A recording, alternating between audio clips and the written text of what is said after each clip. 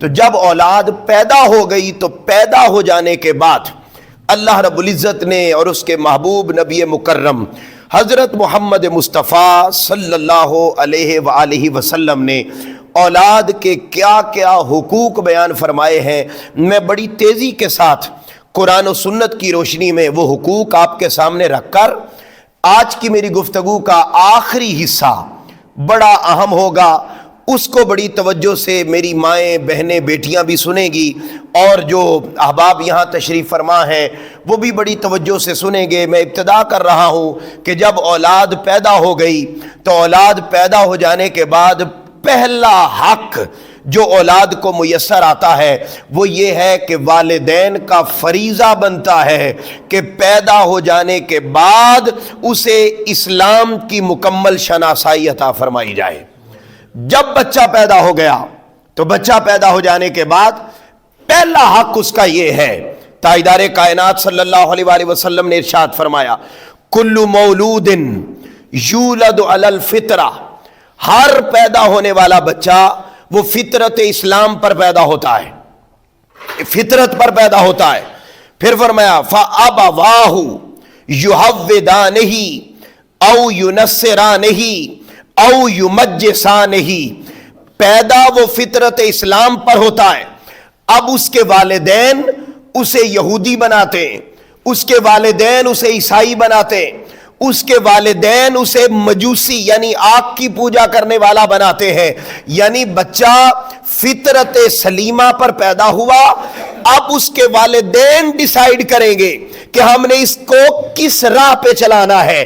اب وہ بچہ جو آمنہ کے لال محمد مصطفیٰ صلی اللہ علیہ وآلہ وسلم کا کلمہ پڑھنے والے امتی کے گھر میں پیدا ہو گیا، تو پیدا ہو جانے کے بعد پہلا فریضہ والدین پر یہ عائد ہوتا ہے کہ بچے کو یہودی، عیسائی، مجوسی اس کے والدین نے بنانا ہے، یعنی یہ اختیار اللہ اور اس کے رسول نے والدین کو عطا کیا ہے۔ تو بطور مسلمان والدین کی یہ اولین ذمہ داری بنتی ہے کہ وہ اسے ایسی تربیت دے کہ وہ عیسائیوں کے پیشوا نہ بنے، وہ عیسائیوں کے راستے پر چلنے والا نہ بنے، وہ یہودیوں کے راستے پر چلنے والا نہ بنے، وہ آگ کی پوجا کرنے والوں کے راستے پر نہ چلے، بلکہ والدین کی ذمہ داری بنتی ہے کہ وہ پیدا ہونے کے بعد اپنے گھر میں پیدا ہونے والے بچے کو آمنہ کے لال محمد مصطفیٰ کی سنت اور سیرت کے راستے پر چلنے والا بنائیں۔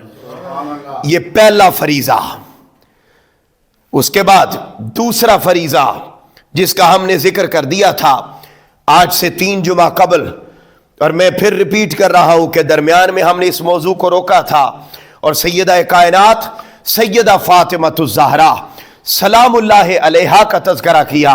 ہم نے سیدنا ابوبکر صدیق رضی اللہ تعالی عنہ آپ کا تذکرہ پچھلے 2 جمعۃ المبارک میں کیا، اور کرنے کے بعد میں اب دوبارہ پھر اسی ذکر کو شروع کر رہا ہوں۔ اگلے جمعۃ المبارک میں ہم مولا کائنات مولا علی المرتضیٰ کا ذکر کریں گے، 13 رجب المرجب۔ یہ موضوع ہمارا چلتا رہے گا، جب جب ایام آتے جائیں گے ہم انشاءاللہ ان کا ذکر بھی ساتھ ساتھ کریں گے۔ اب ذرا اگلا فرمایا، جب بچہ پیدا ہو گیا آپ نے پہلے نمبر پر ذمہ داری بنتی ہے اس کو اسلام کی مکمل شناسائی دی جائے، قرآن سکھایا جائے، اسے بنیادی دینی تعلیمات سکھائی جائیں، اسے فرائض، سنن، واجبات، ہدایات کے سارے طور طریقے سکھانا یہ والدین کی بنیادی ذمہ داری ہے۔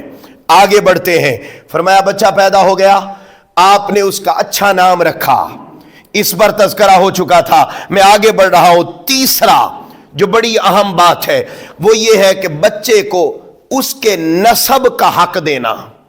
اب ہوتا یہ ہے ہمارے معاشرے میں، بعض گھروں میں اللہ اولاد کی نعمت نہیں دیتا تو بچے کسی کا اڈاپٹ کر کے کسی اور سے، خالہ سے، ماموں سے، پھوپھی سے بچہ لے لیا جاتا ہے، یا ویسے آج کل مختلف ویلفیئر آرگنائزیشنز ہیں، ان اداروں سے بچہ اڈاپٹ کر لیا جاتا ہے، اور اڈاپٹ کرنے کے بعد والدین کیا کرتے ہیں، اس کو اس کے باپ کے طور پہ اپنا نام وہاں لکھواتے ہیں۔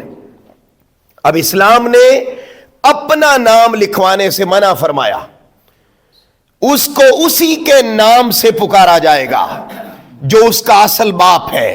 اور قرآن مجید نے بیان کیا اگر تمہیں اس کے اصل باپ کا علم نہ ہو، فار ایگزامپل کسی نے عیدی سینٹر سے بچا لیا تو پھر وہ کیا کرے بھائی؟ فرمایا وہ آپ کو اگر اس کے باپ کا علم نہیں ہے تو آپ انہیں اپنا بھائی کہیں گے، اپنا بیٹا پھر بھی نہیں کہیں گے، آپ انہیں اپنا بھائی مانیں گے.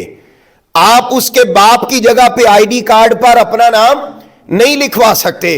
عمر بھر آپ اس کو اسی کے باپ کے نام سے پکاریں گے اور اس کو بتائیں گے کہ تمہارا اصل باپ میں نہیں ہوں، تمہارا اصل باپ وہ ہے. قرآن مجید میں کیا ارشاد فرمایا؟ ذرا سنیے سورہ احزاب. فرمایا ادعوہم لآبائہم، ان لے پالک بچوں کو جن کو پالا آپ نے ہے مگر آپ ان کو ان کے باپوں کے ناموں سے پکاریں گے. ہوا اقسط عند اللہ، اللہ کے نزدیک یہی انصاف کی بات ہے. فَإِن لَمْ تَعْلَمُوا آبَاءَهُمْ فَإِخْوَانُكُمْ فِي الدِّينِ، پھر یاد رکھو اگر تمہیں ان کے باپوں کے نام معلوم نہیں ہے تو وہ تمہارے بھائی ہیں، وَمَوَالِيكُمْ، یا وہ تمہارے دوست ہیں. اصل بچے کا حق یہ ہے کہ اس کو اس کے اصل باپ کے نام سے ہی پکارا جائے. اگر آپ اس کو اصل باپ کے نام سے نہیں پکارتے تو یاد رکھ لیں اس کے بارے میں کیا سنیں، حدیث پاک سنی، اور یہ صحیح بخاری کی حدیث پاک ہے. ہمارے معاشرے میں رواج ہے، ہمارے اپنے خاندان میں اس طریقے کے معاملات دیکھنے کو ملتے ہیں کہ وہ اولاد نہیں ہوئی، 30 سال گزر گئے، 40 سال گزر گئے، اولاد نہیں ہوئی، بچہ کسی اور سے لیا اور اب اس کے باپ کے نام کے طور پہ اپنا نام لکھوانا شروع کر دیا. تو یہ مناسب، جائز نہیں، بلکہ کتنا سخت حرام ہے. ذرا سنیے، صحیح بخاری کی حدیث پاک ہے، حدیث پاک نمبر 6385 ہے، اور آقا علیہ الصلوۃ والسلام نے ارشاد فرمایا جو اپنے باپ کے علاوہ کسی اور کے متعلق دعویٰ کرے اور وہ جانتا ہو کہ یہ اس کا باپ نہیں ہے تو فرمایا اللہ رب العزت نے ایسے شخص کے لیے جنت کو حرام کر دیا ہے. یہ صرف اسی باپ کا حق ہے جس کی وجہ سے وہ پیدا ہوا. تو لہذا یہ بچے کا بنیادی حق ہے کہ اس کو اس کے باپ کے نسب سے ہی پکارا جائے. اگلا چوتھا حق، اور وہ چوتھا حق یہ ہے کہ جب بچہ پیدا ہو گیا، پہلا ہم نے سمجھا بچہ پیدا ہو گیا تو پیدا ہو جانے کے بعد اسے اسلام کی شناسائی دی جائے، دین سکھایا جائے. نمبر 2، اسے اچھا نام دیا جائے. تیسرا، اس کو اس کے باپ کے نام سے پکارا جائے، جو اس کا اصل باپ ہے اسی کے نام سے پکارا جائے. اور چوتھا فرمایا جب بچہ پیدا ہو گیا تو ماں کی ذمہ داری ماں کی نہیں ہے، ادا ماں نے کرنی ہے. اور وہ کیا؟ اس بچے کو 2 سال تک دودھ پلایا جائے. کتنے سال تک؟ 2 سال تک دودھ پلایا جائے. اگر آپ اسے 2 سال تک دودھ نہیں پلاتے، یہ اس بچے کا بنیادی حق ہے، اور اگر آپ یہ حق ادا نہیں کرتے، فرمایا ان 2 سالوں میں اخراجات باپ اٹھائے گا، ماں کے جملہ اخراجات، اس کی ذمہ داری کس کے ذمہ ہے؟ باپ کے. اور وہ بھی قرآن مجید نے، اب میں ترجمے کی طرف نہیں جا رہا، میں آپ کو پڑھ کے یہ پوری سورہ بقرہ میں آیت نمبر 233 بڑی ڈیٹیل کے ساتھ اس کے اوپر کہ وہ ماں باپ کے فائنینشل لیول کے مطابق ڈیمانڈ کرے گی. اگر باپ، آپ یوں سمجھ لیجئے کہ اگر باپ کی اخراجات اور اس کی انکم کم ہے تو ماں کو یہ حق نہیں ہے کہ وہ بچے کی پرورش کی خاطر مہنگی چیزیں ڈیمانڈ کرے. قرآن نے لفظ استعمال کیا دستور کے مطابق، جیسی اس کی مالی حیثیت ہے. اب اگر ایک باپ وہ بچے کی پرورش کی خاطر، اچھا یہاں میں ایک اور جملہ عرض کر دوں، بچے کی پرورش کے لیے 2 سال تک دودھ پلانا یہ فرض ہے، واجب ہے. اب یہاں بعض اوقات کنڈیشن ایسی ہو جاتی ہے کہ ماں اپنا دودھ پلا نہیں سکتی تو اسلام نے اجازت دی کہ آپ دائیا کے ذریعے اس کی پرورش کریں.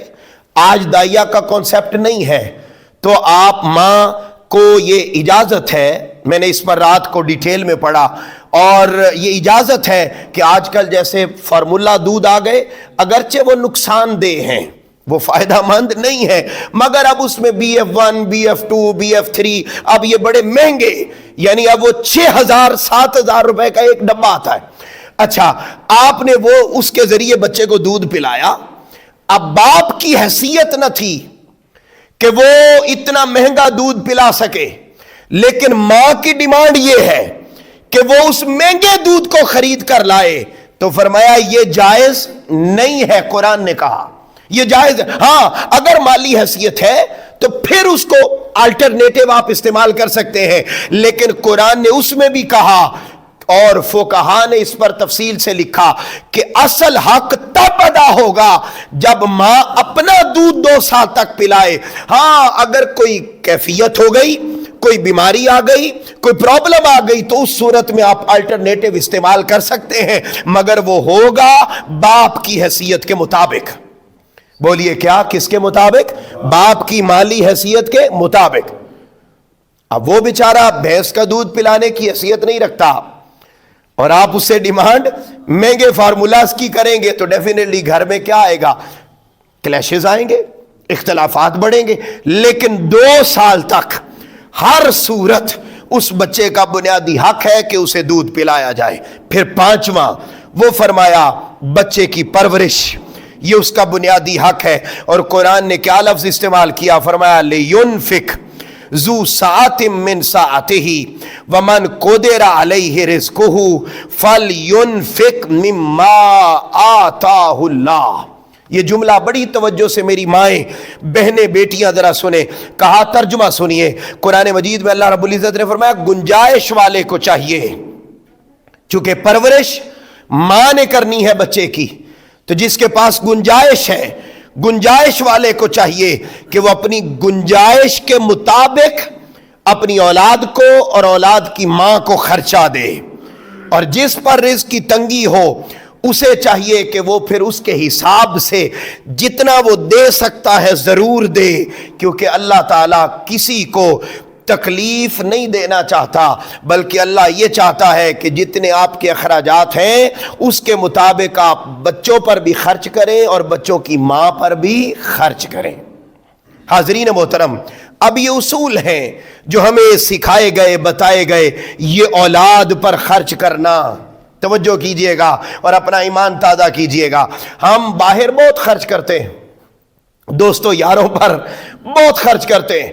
جب اولاد پر خرچ کرنے کی باری آتی اور بیوی بچوں پر خرچ کرنے کی باری آتی ہے تو ہم اپنا ہاتھ ہمیشہ تنگ رکھتے ہیں اور یہ سمجھتے ہیں کہ اولاد پر خرچ کرنا یہ کوئی نیکی کا کام نہیں ہے, جبکہ تاجدار کائنات صلی اللہ علیہ وآلہ وسلم نے ارشاد فرمایا تم میں سے بہترین شخص ہی وہ ہے جو اپنے بیوی بچوں پر کثرت سے زیادہ خرچ کرتا ہے, کثرت سے خرچ کرتا ہے. تم میں سے بہترین وہ ہے. تاجدار کائنات صلی اللہ علیہ وسلم نے تو یہاں تک فرمایا تم جو لقمہ توڑ کر اپنی بیوی کے منہ میں دیتے ہو, فرمایا یہ بھی اللہ رب العزت نے تمہارے لیے صدقہ بنا دیا ہوا ہے. اب اندازہ کرے, کھلاف اپنے بیوی بچوں کو رہے لیکن اس کو بھی صدقہ اور عبادت قرار دیا. اب بچوں پہ خرچ کرنا, والدین بڑی توجہ سے سنیں, بچوں پر خرچ کرنا یہ کتنا اہم ہے, ذرا سنیے گا. پہلی حدیث پاک آپ نے سن رکھی ہے, میں صرف برکت کے لیے ریوائز کر رہا ہوں, ریپیٹ کر رہا ہوں اس حدیث پاک کو. فرمایا حضرت عبداللہ ابن عباس رضی اللہ تعالیٰ عنہ نے ارشاد فرمایا کہ حضور صلی اللہ علیہ وآلہ وسلم نے فرمایا جس کی 2 بیٹیاں ہوں اور وہ جوان ہونے تک ان پر خرچ کرتا رہا, بولیے کیا, جوان ہونے تک ان پر خرچ کرتا رہا, تو فرمایا کیا ہوگا, وہ خرچ کرنا بیٹیوں پر اس بندے کو جنت میں لے جائے گا. پھر فرمایا جس کی 2 بیٹیاں ہوں یا 2 بہنیں ہوں, شادیاں ہو جائیں تو ہم سمجھتے ہیں کہ اب سارا حق صرف بیوی بچوں کا ہے اور بہنوں پر ہمارا کوئی حق نہیں ہے. وہ بیاہ دی گئی ہیں جی, وہ اپنے گھر والی ہو گئی ہیں بس, اور ہم اپنے حقوق سارے سمجھتے ہیں ہمارے معاف ہو گئے. تاجدار کائنات صلی اللہ علیہ وسلم نے فرمایا جس کی 2 بیٹیاں ہوں یا 2 بہنیں ہوں, 3 بیٹیاں ہوں یا 3 بہنیں ہوں, فرمایا اگر وہ اپنی بیٹیوں اور اپنی بہنوں پر خرچ کرتا ہے تو اللہ رب العزت نے ایسے بندے پر اپنی دوزخ کو حرام کر دیا ہے۔ بہنوں پہ خرچ کرنا، بیٹیوں پہ خرچ کرنا، یہ کتنا اعلیٰ کام ہے۔ قربان جاؤں، اولاد اللہ رب العزت کی ایسی نعمت ہے، ایسی عظیم نعمت ہے کہ یہ اولاد والدین کو پرورش پر جنت میں لے کر جاتی ہے۔ اگر پرورش کے ساتھ ساتھ قرآن کا علم سکھا دیا جائے، بولیے کس کا علم سکھا دیا جائے؟ قرآن کا۔ تو آپ نے معروف حدیث پاک سن رکھی ہے نا، تاجدار کائنات صلی اللہ علیہ وآلہ وسلم نے ارشاد فرمایا کسی کا بیٹا اگر حافظ قرآن بن جائے، بولیے کیا؟ حافظ قرآن بن جائے، تو تاجدار کائنات صلی اللہ علیہ وسلم نے فرمایا وہ پھر اپنے خاندان کے 7 افراد کو اپنے ساتھ بغیر حساب کے جنت میں لے کر جائے گا۔ اولاد اتنی بڑی نعمت ہے کہ یہ اپنے 7 پشتوں کو بھی جنت میں لے کر جاتی ہے۔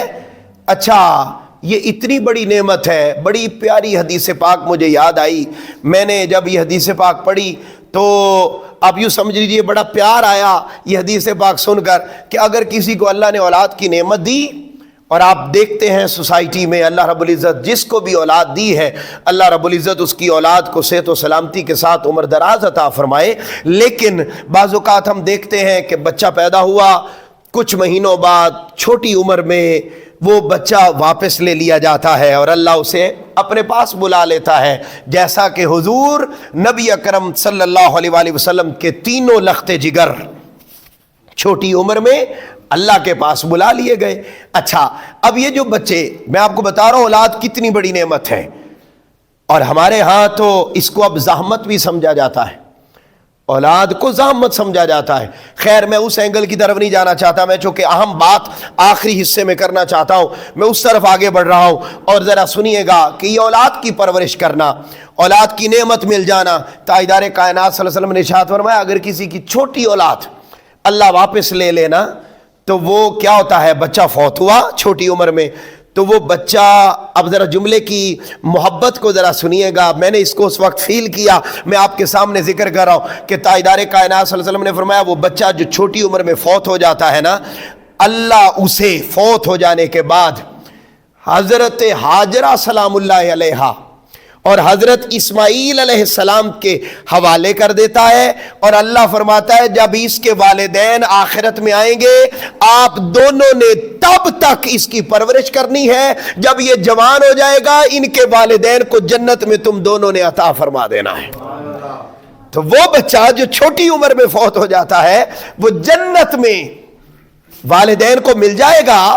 اس سے 2 باتیں پتہ چلی، ایک تو یہ پتہ چلا کہ وہ جو چھوٹا بچہ فوت ہوا اس پر زیادہ پریشان ہونے کی ضرورت اس لیے نہیں ہے کہ بھائی وہ بچہ چھوٹی عمر میں جا کے اپنے والدین کے جنت میں داخل ہونے کا ذریعہ بن رہا ہے، پہلی یہ بات۔ اور دوسری بات یہ کہ وہ جب فوت ہو جاتا ہے تو غیر محفوظ ہاتھوں میں نہیں ہوتا، بلکہ اس کی پرورش اماں ہاجرہ کر رہی ہوتی ہیں، اس کی پرورش حضرت اسماعیل علیہ السلام کر رہے ہوتے ہیں، اور وہ پرورش کر کے جب والدین جنت میں داخل ہوں گے تو انہیں حضرت ہاجرہ اور حضرت اسماعیل علیہ السلام کی طرف سے تحفے میں وہ بچہ عطا کر دیا جائے گا۔ اچھا، ان کی پرورش کرنا یہ کتنا اعلیٰ ہے۔ ام المومنین حضرت عائشہ صدیقہ رضی اللہ تعالیٰ عنہ بیان کرتی ہیں، حدیث پاک صحیح بخاری کی 5649، بڑی معروف اور بڑی پیاری حدیث پاک ہے۔ حضرت ام المومنین حضرت عائشہ صدیقہ رضی اللہ تعالیٰ عنہ بیان کرتی ہیں کہ آقا علیہ الصلوۃ والسلام کو میں نے یہ واقعہ سنایا، اور کیا واقعہ تھا؟ کہتے ہیں ایک دن میں گھر میں موجود تھی، ایک خاتون آئی اور وہ بڑی بھوکی تھی خود بھی، اور اس کے 2 بچیاں تھیں اس کے پاس، اور انہوں نے بھی کچھ کھایا ہوا نہیں تھا۔ وہ میرے پاس آئیں اور آ کر مجھ سے کچھ کھانے کی چیزیں طلب کی۔ ام المومنین فرماتی ہیں کہ میرے پاس اس وقت صرف 3 کھجوریں تھیں۔ بولیے کتنی؟ صرف 3 کھجوریں تھیں۔ میں نے وہ تینوں کھجوریں ان کے حوالے کر دیں۔ اب کیا کیا؟ ماں نے ایک کھجور پہلے اپنے ایک بچے کو دی، دوسری کھجور دوسرے بیٹی کو دی۔ جب انہوں نے وہ کھا لی، तीसरी वो खुद खाने लगी, लेकिन बच्चों ने डिमांड किया हमें अभी भूख और है।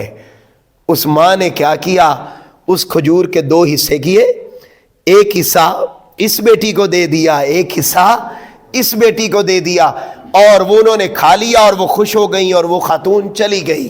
कहते वो चली गई, उम्मुल मोमिनीन फरमाती है मुझे इस वाक़े ने बड़ा हैरत में डाला कि ये कैसी मोहब्बत थी। जब आका अलैहिस्सलाम घर में तशरीफ़ लाए, मैंने ये सारा वाक़या सुनाया। फरमाया आयशा, ये जो हुस्न सलूक उस माँ ने अपने बेटियों की परवरिश के लिए किया और वो अपना लुकमा भी तोड़कर अपने बच्चों को खिला दिया, फरमाया ये अमल अल्लाह को इतना पसंद आया है कि अल्लाह ने उस खातून के हक में जन्नत को वाजिब करार दे दिया है। ये औलाद के लिए करना। हम समझते हैं ये जो सुबह हम जॉब पर जाते हैं और सारा दिन कमा के बच्चों के लिए लाते हैं, हम समझते हैं ये दुनिया कमाने जा रहे हैं। नहीं, खुदा की कसम, अगर हलाल तरीके से कमाया जाए और सिर्फ इंसान 5 वक्त की नमाज का पाबंद रहे, हलाल कमाए, 5 वक्त का नमाजी बन के जिंदगी को बसर करे, तो आपकी नमाज का लम्हा तो इबादत है ही, वो लम्हा जिसमें आप हलाल कमाते रहे। फरमाया अल कासिब हबीबुल्लाह, हलाल कमाने वाला आम बंदा नहीं रहता, वो अपनी औलाद के लिए कमाता है। वो कमाने वाला हकीकत में अल्लाह का दोस्त बन जाता है। नेकी और इबादत का काम है। अब अगला जो हक जिस पर मैं एम्फसाइज करना चाहता हूं, और आखिरी 10 मिनट बड़ी तवज्जो के साथ आपने मेरी इस बात को सुनना है। आप जानते हैं इस बात को, और वो छठा हक तरबियत का हक है। और अल्लाह रब्बुल इज़्ज़त ने कुरान मजीद में इस पर बहुत जोर दिया और वालिदैन पर लाजिम करार दिया कि वो अपने बच्चों की तरबियत करें। और उसके बारे में क्या फरमाया, या अय्युहल्लज़ीना आमनू, ए ईमान वालो, कू अनफुसकुम, अपने आप को बचाओ, व अहलीकुम नारा, और अपने घर वालों को, बीवी बच्चों को दोज़ख की आग से बचाओ। अब तवज्जो कीजिएगा, मैं यहाँ एक हदीस पाक बयान करके फिर अपने उस मौजू की तरफ आ रहा हूँ। ये हदीस पाक ताजदार कायनात सल्लल्लाहु अलैहि वसल्लम ने, आपने सुन रखी है, हज़रत अबू हुरैरा रज़ी अल्लाह ताला अन्हु इस हदीस पाक के रावी हैं। और आका अलैहिस्सलातु वस्सलाम ने इरशाद फरमाया, मुरू औलादकुम बिस्सलात, अपनी औलाद को नमाज का हुक्म दो। बोलिए किसका हुक्म दो? नमाज का हुक्म दो। वहुम अबनाउ 7 सिनीन, जब उनकी उम्र 7 साल हो जाए। वद्रिबूहुम अलैहा, और उन्हें फिर मार कर नमाज सिखाओ। वहुम अबनाउ 10, जब उनकी उम्र 10 साल हो जाए। अब आप अंदाजा करें, इससे मुराद ये नहीं है कि 7 साल तक हम वेट करें, बल्कि यह हदीस पाक इस बात का इशारा है कि जब वो अभी छोटी उम्र में हो, भाई इंटरनेट और बाकी जदीद सारे उलूम वो उस दिन से सीखना शुरू कर देते जब अभी उन्हें बोलना भी नहीं आता। तो नमाज के मामले में हम 7 साल तक इंतजार करें? नहीं। आका अलैहिस्सलाम ने ये अदद बयान करके हमें ये बात और हिदायत अता फरमाई है कि जब अभी बच्चा शऊर में दाखिल हो तो तुम पर लाजिम है कि सिर्फ अकेले मस्जिद में ना आओ, अपने बच्चों को भी मस्जिद में साथ लेकर आओ। और जब वो थोड़ी सी पुख्तगी की उम्र में दाखिल हो तो फिर आपको मार कर भी उन्हें नमाज की तरफ लाना पड़े तो नमाज की तरफ लाना है। वालिदैन पर यह बुनियादी जिम्मेदारी आयद होती है। अब मेरी बात को सुनिएगा, ताजदार कायनात सल्लल्लाहु अलैहि वसल्लम के ऊपर नाजिल होने वाला कुरान, उसने औलाद के बारे में 2 बातें इरशाद फरमाई। औलाद और माल को आजमाइश भी करार दिया और माल और औलाद को जीनत भी करार दिया। ये मेरी गुफ्तगू का हिस्सा बड़ा अहम है, बड़ी तवज्जो से मेरी माएँ, स्पेशली मेरी माएँ, चूंकि वालिदैन ने, बाप ने सारा दिन घर से बाहर रहना है और माँ के पास बच्चे हैं छोटे जिनकी परवरिश वो डायरेक्ट कर रही है, इसलिए इस बात को बड़ी अहम और तवज्जो से ध्यान से सुने। क्या मैंने जुमला बोला? कुरान मजीद ने औलाद को زینت بھی قرار دیا اور آزمائش بھی قرار دیا. آزمائش مشکل ہے, زینت خوبصورتی ہے. اولاد آزمائش بھی ہے, زینت بھی ہے. آزمائش تب بنتی ہے جب اس کی تربیت نہ کی جائے, اور زینت تب بنتی ہے جب اس کی اچھی تربیت کر دی جائے. زینت کہتے ہیں خوبصورتی کو. اب یہ اللہ نے تو اسے زینت بھی قرار دیا, اس کو آزمائش بھی قرار دیا. اب اختیار والدین پر ہے کہ اگر انہوں نے اچھی تربیت کر لی, دم سے تربیت نہیں ہوتی, تعویذ سے تربیت نہیں ہوتی. قاری صاحب بچہ غصہ بڑا کرتا ہے, کوئی تعویذ دے دو. قاری صاحب ایک بدتمیزی کرتا ہے, کوئی دم کر دو. تو یاد رکھ لے, یہ غصہ, یہ ڈپریشن, یہ انزائٹی, یہ سارا کچھ نہ دم سے کام ہونا ہے نہ تعویذ سے ہونا ہے. یہ سارا کام تربیت سے ہونا ہے. اور تربیت کسی عالم نے نہیں کرنی, کسی پیر مفتی نے نہیں کرنی. پہلی درسگاہ تاجدار کائنات نے ماں کی گود کو قرار دیا. پہلی ذمہ داری ماں کی بنتی ہے کہ وہ اپنے بچے کی تربیت کر کے اپنے لیے زینت بھی بنا سکتی ہے, اور تربیت نہ کر کے اپنی اولاد کو اپنے لیے آزمائش بھی بنا سکتی ہے. آج کا دور جس کے لیے میں آپ کو اٹینٹیو کر رہا تھا, آج کا دور ڈیجیٹل دور ہے. اور آپ جانتے ہیں کہ ہمارا اور ہمارے بچوں کا سکرین ٹائم یہ بہت زیادہ بڑھ گیا ہے. اور مائیں اسپیشلی جب گھر کے کام کاج کرنے ہوتے ہیں تو چھوٹی عمر میں ہی موبائل فون بچوں کو پکڑایا اور اپنے گھر کے کام کاج میں بیزی ہو گئیں.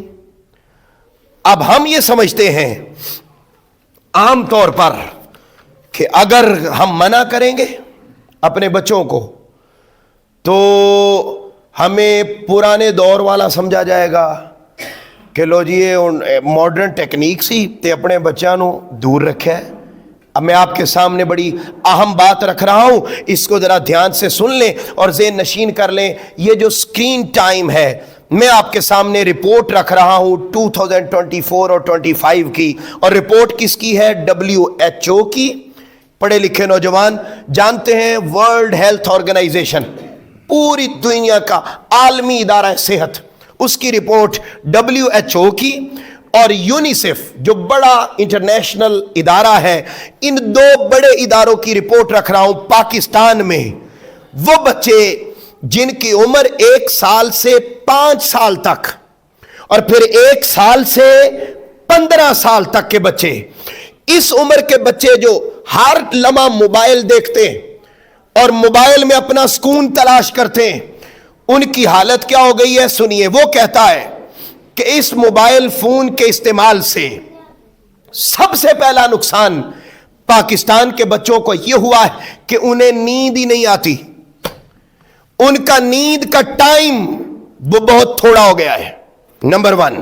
نمبر 2, وہ کہتے ہیں وہ بچے جن کی عمر 17 سال تک ہے, اسکول جانے والے بچے 53% بچے ایسے ہیں, 53%, 53% اسکول جانے والے بچوں میں 53% بچے ایسے ہیں کہ جو صرف موبائل فون استعمال کرنے کی وجہ سے اور مسلسل سکرین دیکھنے کی وجہ سے ان میں انزائٹی بڑھ گئی ہے, ان میں ڈپریشن بڑھ گیا ہے, ان میں غصہ بڑھ گیا ہے, ان میں چڑچڑا پن بڑھ گیا ہے, اور بڑوں کے سامنے بدتمیزی سے بات کرنا, یہ سارے اثرات بچوں میں صرف اس لیے ہیں کہ ان کا سکرین ٹائم بہت زیادہ ہے. اب یہ کون کہہ رہا ہے؟ WHO. اچھا میں آگے بڑھتا ہوں. کہتے ہیں وہ بچے انزائٹی کا شکار ہیں, ڈپریشن کا شکار ہیں. پھر ایک اور رپورٹ میں کہتے ہیں کہ وہ بچے جن کی عمر 10 سال تک ہے, پھر ایک رپورٹ میں کہتے ہیں 8 سال تک ہے, وہ 8 سال تک 40% بچے ایسے ہیں جن کے اندر انزائٹی, ڈپریشن اور چڑچڑاپن اور غصہ اور لڑائی کرنا, جھگڑا کرنا اور نیند کا کم ہونا, کہتے ہیں یہ سارے اثرات ان بچوں میں صرف اس لیے آ رہے ہیں کہ وہ موبائل فون کی سکرین زیادہ دیکھتے ہیں. صرف ایسے ہی نہیں کہہ دیا. اب ذرا سنیں, ٹائم نہیں ہے مگر میں آپ کے سامنے بہت شارٹ وے میں رکھتا ہوں, میری مائیں ذرا سنیں. یہ جب بچہ موبائل دیکھتا ہے نا تو وہ جو ریلز ہیں, ریلز وہ میکسیمم 20 سیکنڈ کی ہوتی ہیں, 30 سیکنڈ کی ہوتی ہیں, بہت بھی لمبی ہو تو 1 منٹ کی ہوتی ہے, ورنہ تو اس سے چھوٹی بنائی جاتی ہیں. اب بچہ موبائل دیکھ رہا ہے, موبائل دیکھتے ہوئے اس کے دماغ سے, جب بچہ دیکھتا ہے, ہم سب کے بچے ہیں, خدا را اس موبائل سے اپنے بچوں کو دور رکھیں. اور کیوں رکھیں, میں اس کی وجہ سائنٹیفک ریزن آپ کے سامنے رکھ رہا ہوں. جب بچہ موبائل کو دیکھتا ہے تو اس کی ریل اس انداز میں بنائی جاتی ہیں کہ ایک تو وہ شارٹ ٹائم کی ہوتی ہیں, دوسرے نمبر پر جب اس کو دیکھتا ہے اس پر لائکس آتے ہیں, کمنٹس آتے ہیں, اس کی فالوئنگ بڑھتی ہے, تو بچہ اپنے اندر ایک بڑی خوشی فیل کرتا ہے کہ ماشاءاللہ مجھے کمنٹ زیادہ مل رہے ہیں ایان صاحب, ہمیں کمنٹ زیادہ مل رہے ہیں, ہمارے فالوور زیادہ بڑھ رہے ہیں, ہمیں بڑی اپریسیشن مل رہی ہے. اچھا, اور اس وقت جب بچہ ریل دیکھتا ہے تو سائنس یہ کہتی ہے کہ اس ریل کے دیکھنے سے بچے کے دماغ سے ایک کیمیکل خارج ہوتا ہے جس کا نام ہے ڈوپامین. یہ میں نام بتا رہا ہوں, ڈوپامین. وہ اس کے دماغ سے خارج ہوتا ہے. جب خارج ہوتا ہے تو وہ کیمیکل بچے کو بڑی خوشی دیتا ہے, بڑی راحت دیتا ہے, اور وہ اپنے آپ کو بڑا پرسکون فیل کرتا ہے ریل دیکھتے ہوئے. آپ جس لمحے موبائل اس سے کھینچتے ہیں تو بچہ کیا کرتا ہے, یا غصہ کرتا ہے, یا اونچی آواز میں روتا ہے, یا آپ کے خلاف بات کرتا ہے. وہ کیوں کرتا ہے؟ وہ جو کیمیکل اس کے دماغ کو ڈوپامین مل رہا ہوتا ہے, جس لمحے آپ نے موبائل چھینا وہ کیمیکل آنا اس کے دماغ میں جو اسے خوشی دے رہا تھا وہ بند ہو جاتا ہے, اور اسی لمحے وہ بچہ ریاکشن کرتا ہے, اور وہ ریاکشن نیگیٹو ہوتا ہے. آپ کیا کرتے ہیں, آپ اس کو اسی کنڈیشن میں اور ڈانٹ دیتے ہیں. جب اور ڈانٹتے ہیں وہ بچہ مزید بگڑتا ہے, سنورتا نہیں ہے. یاد رکھ لیں, جس بچے کے ہاتھ سے, یہ میں آپ کو پیرامیٹر دے رہا ہوں, جس بچے کے ہاتھ سے آپ موبائل پکڑیں اور پکڑنے کے بعد وہ رونے لگ جائے, اس میں چڑچڑاپن آ جائے, وہ منہ بنا لے, تو سمجھ جائیں کہ اسے موبائل کا نشہ ہو چکا ہے. اس کو ڈیجیٹل ایڈکشن کہتے ہیں. جیسے بچے اور ہمارے نوجوان سوسائٹی میں اور نشے کرتے ہیں, مجھے تو معلوم نہیں ہے ان کے نام, جیسے سگریٹ کا ایک نشہ ہے, لوگوں کو لگ جاتا ہے, حقہ پیتے تھے, یہ نشے تھے. اب میں آپ کو بتاتا ہوں, اسی طریقے سے یہ موبائل, اس کی ریلز کو دیکھنا, یہ دور جدید کا نشہ ہے. اب وہ بچہ جو ریاکشن میں روئے, ریاکشن میں غلط ریاکٹ کرے, تو سمجھ جائے آپ کا بچہ ایڈکٹ ہو چکا ہے. اب اس ایڈکشن کو بالکل اسی طرح روکا جا سکتا ہے جیسے باقی نشوں سے کسی کو ہٹانے کے لیے ایفرٹ کی جاتی ہے. والدین کو نمبر 1 تو اگر ایسی کنڈیشن پیدا ہو جائے تو بہت تحمل مزاجی کے ساتھ اپنے بچے کو اس ایڈکشن سے نکالنے کی کوشش کرنی چاہیے. نمبر 1. نمبر 2, بڑی اہم بات, اس کو ذرا اور سن لیں, اس کا نقصان بے شمار ہیں. میں صرف ایک نقصان عرض کر کے بات کو ختم کر رہا ہوں. میں نے اس پر تفصیلی بات کرنا تھی مگر ٹائم نہیں بچا. اگلا نقصان اس کا یہ ہو رہا ہے کہ وہ جو ریل ہے وہ میں نے بتایا کتنے سیکنڈ کی ہوتی ہے, میکسیمم 10 سیکنڈ کی, 20 سیکنڈ کی, بہت حد ہو تو 30, اور بہت ریئر ہوتی ہیں جو 1 منٹ تک جاتی ہیں. بچہ جب ہر 10 سیکنڈ کی ریل دیکھتا ہے, اسپیشلی 5 سال کی عمر تک, بچے کا دماغ اندر کریٹ ہو رہا ہوتا ہے, بن رہا ہوتا ہے. مائیں جو موبائل پکڑا کے کام کرتی ہیں بچوں کو, وہ ذرا سنیں, اور بزرگ بھائی میرے نوجوان سب سنیں, دیکھیں, کنٹرول کریں. میں ذاتی طور پر اپنے بیٹے کے ساتھ یہ کر رہا تھا.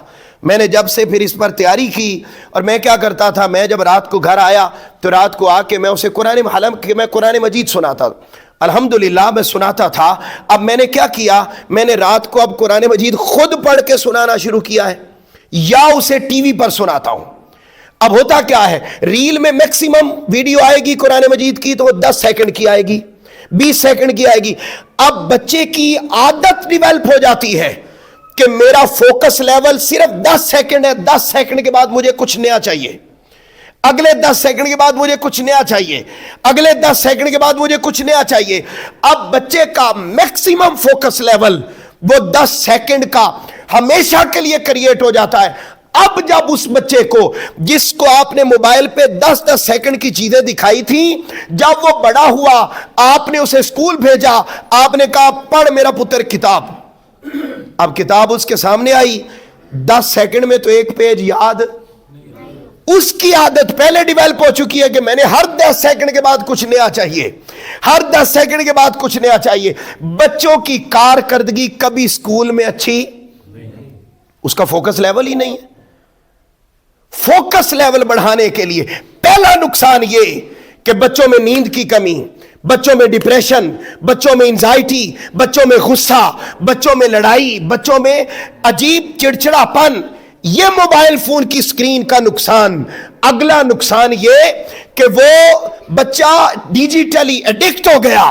تیسرا نقصان یہ ہوا کہ وہ بچہ جس کو ہم نے موبائل پکڑا دیا، اس کا فوکس لیول 10 سیکنڈ سے اوپر بولیے بنا ہی نہیں۔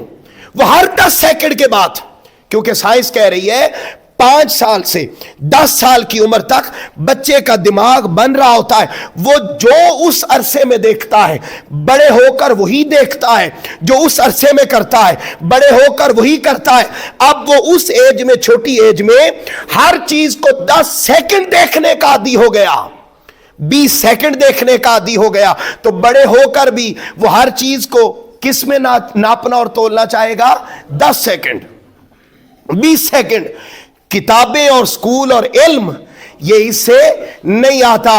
ایمان کی بات کرتے ہوئے یہ سمجھا رہا ہوں، حضرت سیدنا عمر فاروق رضی اللہ تعالیٰ عنہ آپ فرماتے ہیں اپنے بچوں کو 3 چیزیں سکھاؤ۔ بولیے کتنی چیزیں سکھاؤ؟ 3 چیزیں۔ نمبر 1 آپ نے فرمایا اپنے بچوں کو تیراکی سکھاؤ۔ یہ سیدنا عمر فاروق فرما رہے ہیں سویمنگ، تیراکی سکھاؤ۔ کیوں؟ اس سے بھی فوکس لیول بڑھتا ہے۔ نمبر 1 اس کے اور بے شمار فوائد ہیں۔ ویٹ اگر کسی نے کم کرنا ہو تو سب سے زیادہ ویٹ 2 چیزوں سے کم ہوتا ہے، ایک سائیکلنگ اور ایک سویمنگ۔ اچھا یہ میرا موضوع نہیں، میں آپ کو بتا رہا ہوں اس کے بے شمار فوائد۔ فوکس لیول بڑھتا ہے تیراکی سے، نمبر 1۔ نمبر 2 آقا علیہ السلام کے پیارے صحابی حضرت عمر فاروق رضی اللہ تعالیٰ نے فرمایا اپنے بچوں کو گھڑ سواری سکھاؤ، فوکس لیول بڑھتا ہے۔ تیسرا آپ نے فرمایا اپنے بچوں کو تیر اندازی سکھاؤ۔ اب تیر اندازی بھی بچے کا کیا بڑھاتی ہے؟ فوکس لیول بڑھاتی۔ اور جس بچے کا جتنا فوکس لیول زیادہ ہے، فیوچر میں علم کی بات، تحقیق کی بات، ریسرچ کی بات، سٹے رہنا، یہ رشتے، آپ حیران ہوں گے، آپ سوچیں گے یہ موبائل فون سکرین دیکھنے سے یہ بات کہاں تک چلی گئی؟ میں آپ کو بتاؤں یہ رشتوں کی اہمیت یہ اس ریل سے کم ہو رہی ہے۔ وہ کہتا ہے کسی سے تعلق بنانا وہ بھی بات 10 سیکنڈ کا ہی ہونا چاہیے۔ میری بات کو سمجھ رہے ہیں؟ کیونکہ اس کی پرورش 10 سیکنڈ کے ماحول میں ہوئی ہے، اس کی پرورش 20 سیکنڈ کے ماحول میں ہوئی۔ وہ آنے والے زندگی میں ہر کام میں 10 سیکنڈ کے بعد کچھ نیا چاہتا ہے، ہر 10 سیکنڈ کے بعد کچھ نیا چاہتا ہے۔ اس کے اتنے برے اثرات ہیں۔ میری آپ تمام احباب سے درخواست ہے، میری مائیں، بہنیں، بیٹیاں، بچے سب سن رہے ہیں، میں نے یہ پڑھا آپ تک پہنچا دیا اور خود بھی اس پر عمل پیرا ہوں۔ آپ سب سے بھی درخواست کرتا ہوں کہ اپنے بچوں کی تربیت یہ والدین کی ذمہ داری ہے، ہماری ذمہ داری ہے۔ اور آج کے ڈیجیٹل دور کا سب سے بڑا نشہ یہ موبائل فون کی ریلز ہے۔ اپنے بچوں کو ان سے بچا کر پریکٹیکلی جو کچھ کر کے دکھا سکیں وہ دکھائیں۔ لمبی ویڈیوز موبائل پہ نہیں، اچھی ویڈیوز آپ ٹی وی پہ بچوں کو دکھا سکتے ہیں۔ ہم بھی بچپن میں لمبی ویڈیوز، وہ ڈرامہ ٹی وی پر اگر کوئی آتا تھا تو وہ گھنٹوں پر ہوتا، تو اس سے ہم کوئی سوچ پاتے، کوئی انالیسس کر پاتے، اس سے ہمارے اندر وہ ایبیلٹی پیدا۔ آج وہ ایبیلٹی بچوں میں نہیں پیدا ہو رہی۔ ہمیں چاہیے کہ یہ والدین کی ذمہ داری ہے، اس لیے فرمایا اولاد تمہارے لیے زینت بھی ہے، آزمائش بھی ہے۔ اچھی تربیت کریں گے تو زینت بن جائے گی، اچھی تربیت نہیں کریں گے تو ہمارے لیے آزمائش۔ ذمہ داری والدین کی، اللہ رب العزت ہمیں اس ذمہ داری کو نبھانے کی توفیق عطا فرمائے۔ وما علینا الا البلاغ المبین۔